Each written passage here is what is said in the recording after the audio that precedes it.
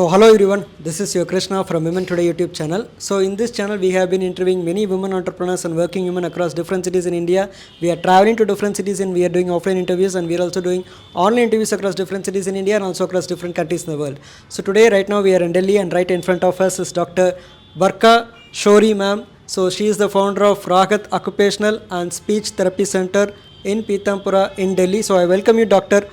Barkha Shorey ma'am, to this Women Today YouTube channel. So please kindly introduce about yourself and also tell us about your inspiration. What made you become the founder of Rahat Occupational Speech Therapy Center? So tell us all about it, that ma'am. Thank you so much, Mr. Krishna.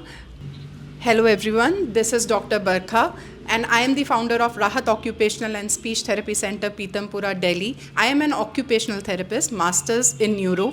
And Mr. Krishna, another inspiration is my parents. My father himself is a physician, so I always saw him practicing so well, and he was very kind with the parents, with the patients every time. So that is also one of my inspirations. So really, your father, who was a physician, what was an inspiration to you? Yes. So he treated people. So in the same way, you also wanted to treat people. Yes. So right now, you're helping many kids to kind of make their life move in a very better way. That's a noble thing that you're doing to the society, ma'am. Yes. So also tell us, ma'am, in this Rahat Occupational and Speech Therapy Center in Pitampura, Delhi, what are the services that you're offering? And tell us what are the cases that you're seeing on a daily basis, ma'am. Okay. The services we offer are occupational therapy, speech therapy, special education, ABA therapy, and psychological testing, as well as counseling. So now what cases we generally see these days are, most of the cases are screen dependent cases. Like, the kids are more prone to screen these days, as we see the people around us. Most of us as adults also are engrossed to the screen, and they are mobile addicted, and most of those cases generally mimic as if they are autistics, or they generally develop hyperactivity because of screen dependency. Screen dependency has adverse effects like hyperactivity, inattention, getting bored really easily, and when we are talking, the kids generally interrupt when we talk. So these are few signs that your child must be screen dependent. Another cases which we generally have in our clinic are autism, ADHD, Down syndrome, you must have heard of, and intellectual disabilities. And we deal with both pediatric and adult cases. So we also cater stroke patients, brain injury patients, also peripheral nerve injuries, hand rehabilitation, and most importantly, we work with cognitive rehabilitation. Now, what is cognition? Cognition actually has some subdivisions, which are attention, orientation, memory, problem solving skills, and abstract thinking. So I personally love working with adult population as well. It is a myth that only physiotherapists generally work with adults, but no, occupational therapy has a wide scope of working with adult population as well. Now the demand is increasing day by day, and we are working on the same. Yeah. So yeah, ma'am, speaking about the screen time, so these days, nowadays, not only adults, even kids.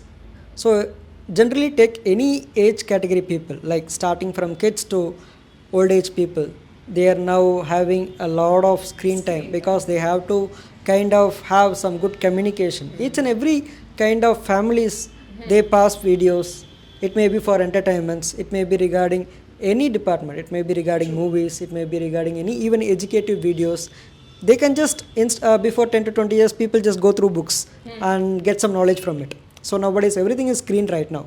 Yeah. So whatever you wanted to pass it, even if you want to get some coffee, you're just sending a video message, something like that. I want to order this. See what food I've been ordering right now. So this is how things goes on. So in this kind of era of cell phones, even kids are eating only after seeing the screen. True. Because before 10 to 20 years, like if a kid wants to eat, if the parents, they are very strict, and if the kids are not eating, they'll strictly have strict guidelines. But right now there are no any guidelines. They are just simply giving the phone to them. So right now tell us, ma'am, how do you want to kind of reduce the screen time, and do you have any kind of tips to tell to parents to make sure that they do not show the mobile screens to the kids for prolonged hours? So tell us any tips to avoid and reduce the screen time for kids and also for elders, ma'am. Sure. See, screen is no bad when it is generally being watched under the parental guidance. This is the most important thing. Generally, kids are watching the screens just sitting idle, doing nothing, and without parental guidance. Now, the parents are unaware that what their child is watching, basically. And most of the kids these days watch short videos, which are reels, rather than watching the long videos. Earlier, the people used to watch one television, and there the episodes were of generally a long duration. Okay, nowadays the kids are watching just short duration, which is hampering their overall patience. These videos actually reduce the patience levels in the kids. Now comes the next, that how can we reduce the screen time? We can reduce the screen time initially by being aware how much of screen should be given to a basic child. I am asking you, Mr. Krishna, that what you believe, how many hours of screen time a child of 0 to 2 years should watch the whole day? How many hours you believe Yeah, the screen thing should is be given that, to the child of 0 to 2 years of age? so you're telling me that how much screen time should be allocated for kids between 0 to 2 years. Yes. But from my heart, I'm just telling, no, from my heart, I'm just telling, because I'm not thinking from my brain, I'm just thinking from my heart. So, no kids should be introduced to mobile phones. Only if they know about mobile phones, then only they'll be able to go into the screen time and everything. So, till 2 years, they're not going to go to any kindergartens or something like that. They're going to be with you. So, spend time with them. Like you can spend time with parents, can spend time, the grandparents can spend time, and people who are very close to the baby can spend time. Yes. So I think they should not be first introduced to mobile phones. Then only we should be worried about the screen time. Yes. And if it will be like there should be some screen allocation time, then it can be after 5 years or something like that. Because at that point of time, people, kids, they generally they get to know about cell phones. Of course, they'll be asking, and of course, you should be showing to them. So that's, we can't kind of go and avoid it. So that's what I was just trying to tell you. So yeah, why were you asking this question? And is there Just is for the sake of awareness, sir. It is just for the sake of awareness. I wanted to know how much you are aware as a layman. See, from 0 to 2 years, I believe, and also WHO guides that there should be zero screen time for the kids. And if the screen is given to the child, then it just should be for the long distance calling. For example, the father is residing in some other city or country, then it should be given to the child, otherwise not. And parents are generally unaware of the WHO guidelines, wherein it suggests, I am just summarizing it, that 0 to 2 years it should be nil. And nowadays, as we see that the kids are watching the screens, and the parents are very proud that, see, he opens the YouTube, being just one, he opens the YouTube, he plays the songs by himself, he knows all A to Z, he knows all 1 to 10, see how brainy my child is, he is learning everything from the screen, which is bad. Yes, he is developing IQ, but what he is lagging is EQ. He is not able to relate with the emotions around, he is not able to relate with the environment around. And when he grows up, for example, 2 to 5 years, the screen should be minimal, up to just 15 to 20 minutes, and that too very highly educational video should be given to the child to be watched, and that too under parental guidance. And when the child crosses the age of 5, then the screen should be limited just to half an hour to 45 minutes, and that too for some school support. If the child is conducting, like under the school online sessions, then it should be given, or for some educational videos, otherwise not. And when the child grows up, he is in his teens, so the parents should watch what their child is actually watching. They should keep an eye, and there should be few applications. There are now applications for the sake of the safety as well, and for the child's safety, which should be installed in the phone, and the parent should keep a watch what their child is actually watching in the other mobile phone. So this is it about the WHO guidelines of the screen time. So I understand that WHO actually provided good guidelines. Yes. So also at the same time you are just speaking about parental guidance. So tell us, ma'am, parents who bring their kids towards you. So tell us, how do you actually help parents, and what are the tips you give to the parents when their kids are enrolled under you, ma'am? When the kids are enrolled to our therapies, I believe parental guidance is a must. So what we do here is we actually involve the parents during the sessions as well. Generally, we generally get to see the therapy centers around us also. They don't allow the parents inside when the therapy is being going on. So they are not at all aware why this specific activities is being given to the child, why it is being conducted. Many questions are there in the parents' minds, and this is how I believe, if they are there in the sessions, during the sessions with their child, and the therapist continuously has this privilege to teach the parent that how to manage the child at home. So they learn and they get quicker results. So parents should be allowed during the sessions inside, unless until the child is too hyper or too inattentive that he can't sustain the other person next to the therapist inside the room. Okay, and also parental guidance regarding, see, we are just taking the session for 45 minutes. What after that? So if the parent is educated properly, so they'll be able to handle the child beautifully at home, because the child is really hyper at home, and most of the times we get to listen from the parents that, see, here the child performs really well at the center, but as soon as he reaches home, he is the same. So if they know how to manage their child at home, so parental guidance is a must.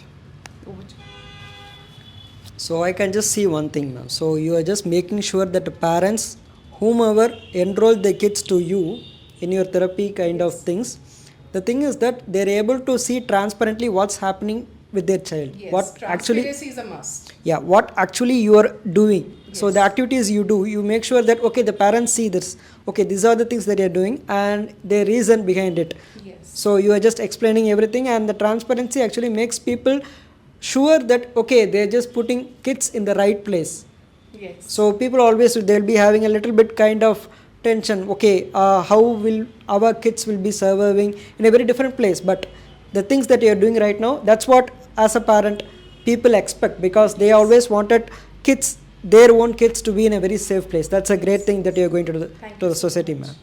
So yeah, ma'am. Also nowadays, what people are more concerned about is speech delay. They're worried about, okay, my kid is not speaking at homes.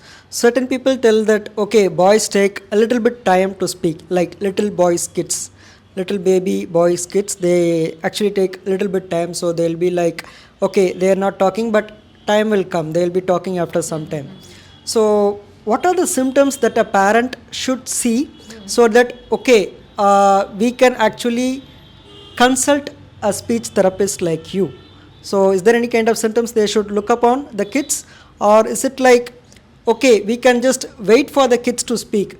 It's not like, if it's like that, what should be the right age for each and every kid? What will be the common age they should be speaking? And if it's not like that, what should be the right time that they should bring the kids to a speech therapy consultant like you, ma'am? Yeah, Mr. Krishna, the child should speak last by 18 months. At least he should speak Baba, Dada, Lelo, Dedo, which is babbling. We call this as babbling. And he should do cooing also before that. Goo. The kids do like this. They do create sounds like goo, goo, like that. So they should initially be creating in the initial months, like he's 8 months, 6 months, the child generally coos, and then he should babble. And if the child is not even babbling till this age, yes, it is a red flag, and one should approach a therapy center. What if your child babbles but does not speak? Then what? if your child is not creating purposeful speech, there are few subdivisions of the speech as well. There are semantics, there are pragmatics. Generally during the initial years, the child learns to say hi, bye, basic hi, bye. When they see someone, they greet someone with a smile, a basic social smile. That is also a part of speech, that the child is giving eye contact to a specific person. When I'm talking to you, I'm giving you eye contact, and you are listening, and that is the reason you are responding. So speech has two parts. One is expression and one is comprehension. Comprehension means you are actually listening to the conversation, and expression is that you are responding towards the the speech. Now, when a child is not listening, for example, the child is hyper, the child is not sitting at one place, so obviously he lack attention. When he is not listening, how would he develop the basic vocabulary? So that is the reason, if he doesn't have a basic vocabulary, that which is called reception, so obviously his expression would be hampered. And this is where the purposeful speech would be compromised, I would say. So how to correct that? It is you can actually approach your nearest speech therapist and get a consultation done, a basic assessment done from your speech therapist, and then the basic parameters would be assessed during the assessment, and then they'll be able to give a qualitative analysis towards the same. I understand, ma'am. So, also tell us, ma'am, before like 10 to 20 years, there was not a lot spoken about autism, ADHD, and these kind of things. But right now, people are having a lot of these words nowadays, telling many kids are suffering from these kind of conditions. And the reason they are telling is screen time, because of mobile phones. Their kids' brain are wired into that. So, also some of the answers will be like, okay, my kid is seeing a phone and the phone is not going to speak to you, because of which your brain is trained in such a way that, okay, we should only listen and we should not speak. So that's why most of the people think like, okay, we should not give our phones, or we should not kind of focus our concentration of kids towards the screen time. So like this situation is happening each and every day, like in everywhere across different countries, different cities in India, everywhere across the world. But before 10 to 20 years, it was not like that. So during those times, it was like totally different.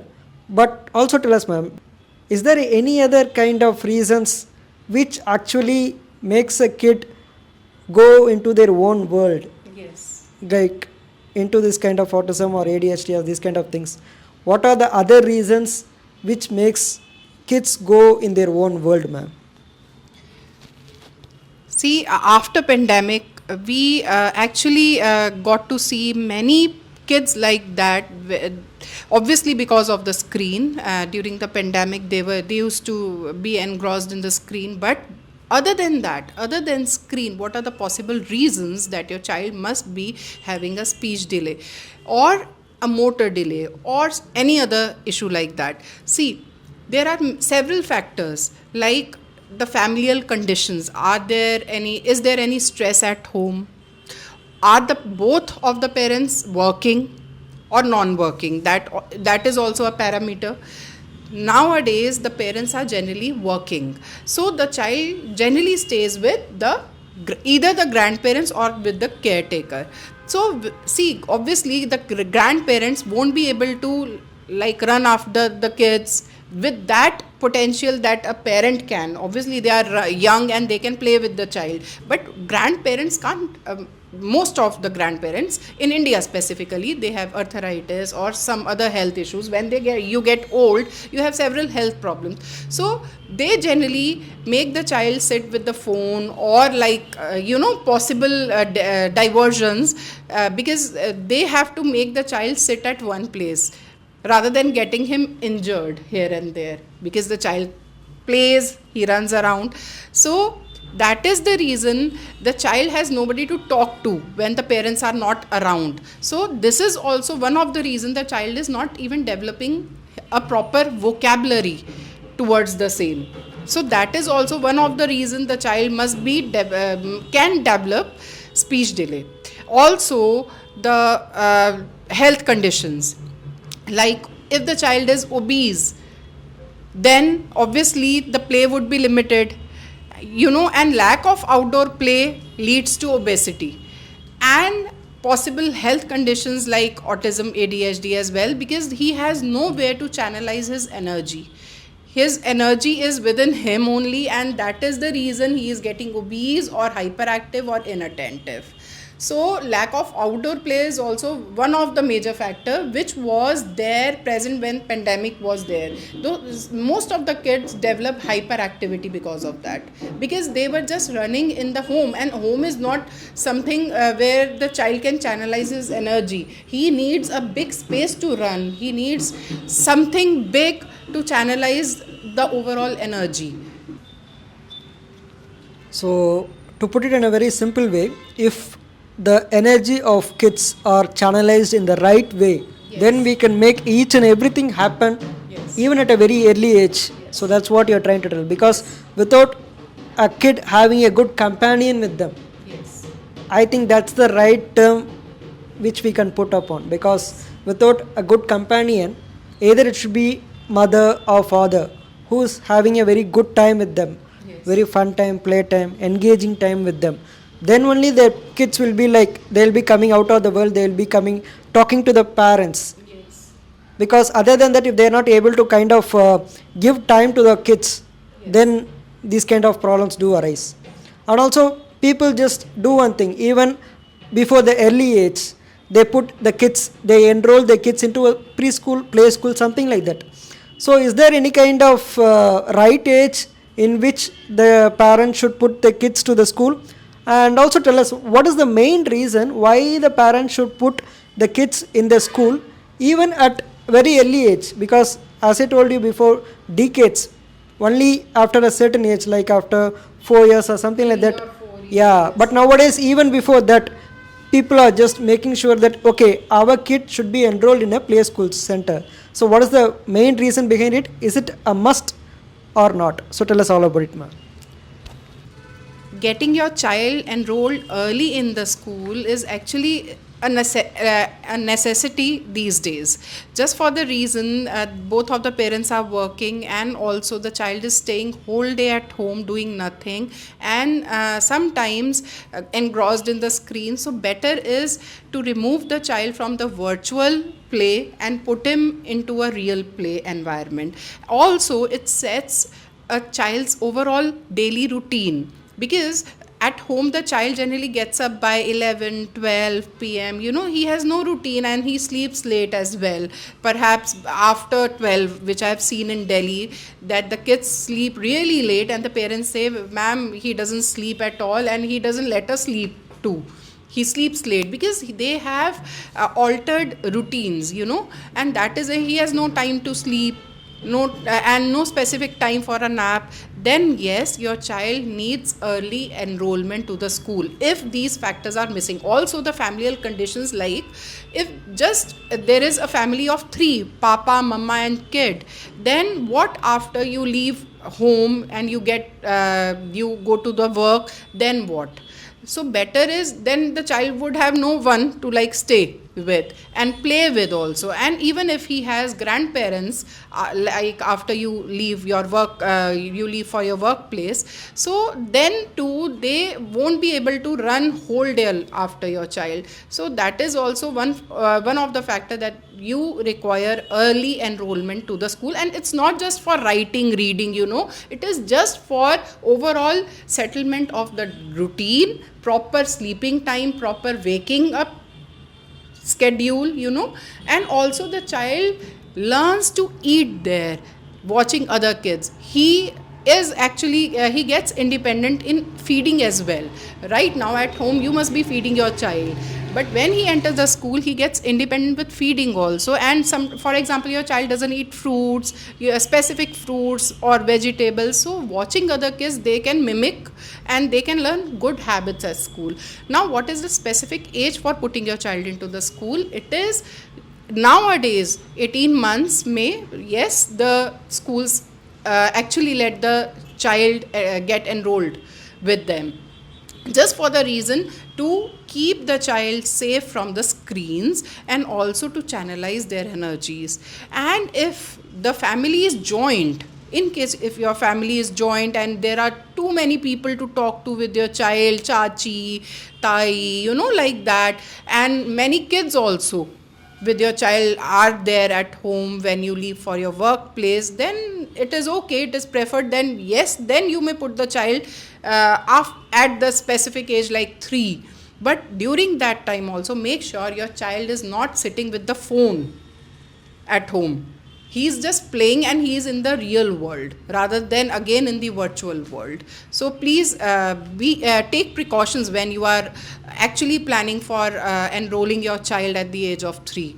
With precautions it is okay, but without precautions I won't recommend that you should put your child in at the age of 3 or 4, and putting your child in the like early in the school has also few benefits. It is good for overall development of your child, motor development, gross motor development, fine motor skills development, and also linguistic skills are developed beautifully when your child is enrolled early. It saves your child from any specific delay, and obviously many things are saved when your child gets enrolled early. Also the overall cognitive development, which is mansik vikas, which we say in Hindi, it is really good for your child for overall development, global development.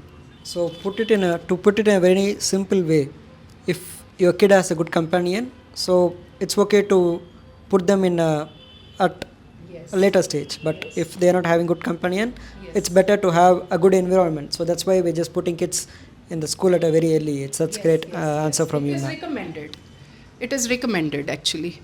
So over to you, please. Also tell us, ma'am, nowadays parents are more worried, having a lot of stress because of their kids having this kind of ADHD and autism kind of conditions. So tell us in a very good kind of message by which you can actually help the parents reduce the stress tension and make sure that okay, they will surely make the kid to be very successful in the society in the later future. So tell us, what do you want to tell, any kind of message to the parents who are watching this video right now, ma'am?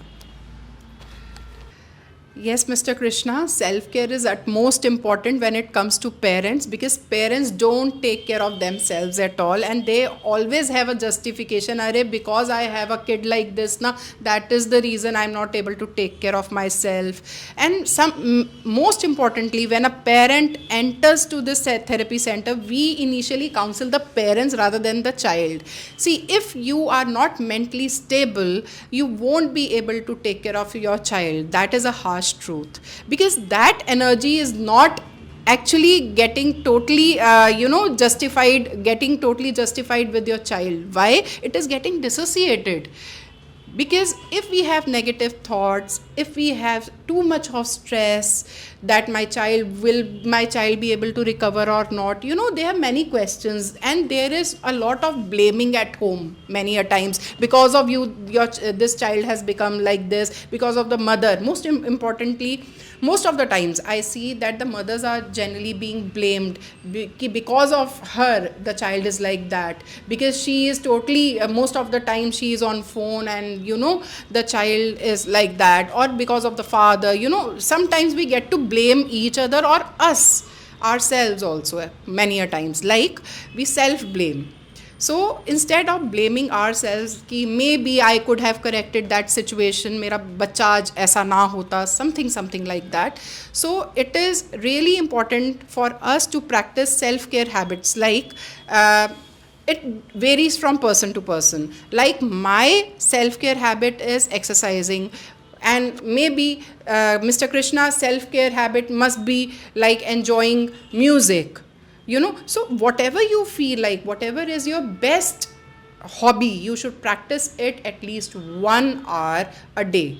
It is at most important, and if we are taking care of ourselves, then only we will be able to take care of others, and that is a harsh truth. Otherwise, I tell the parents that you won't be able to rectify your child if you are not happy. And how happiness comes when we take care of ourselves. Self love is utmost important. Thank you so much. So that was a great kind of information which you provided regarding kids who really need a kind of special care. Surely they will be having a better future after coming to you. I can very well understand it. And people who are watching this interview, please do subscribe to our Women Today YouTube channel.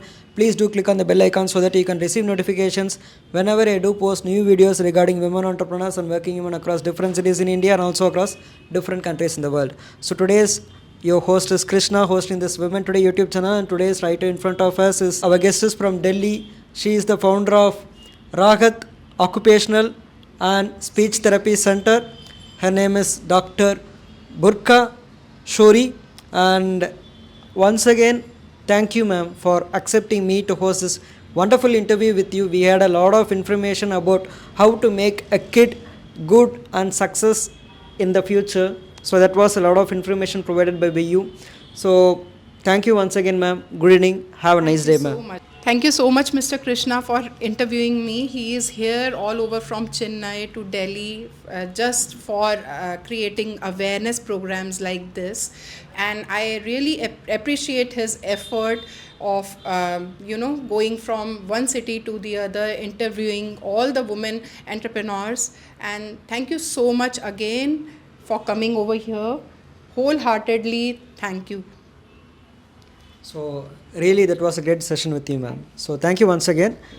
So that's a wrap.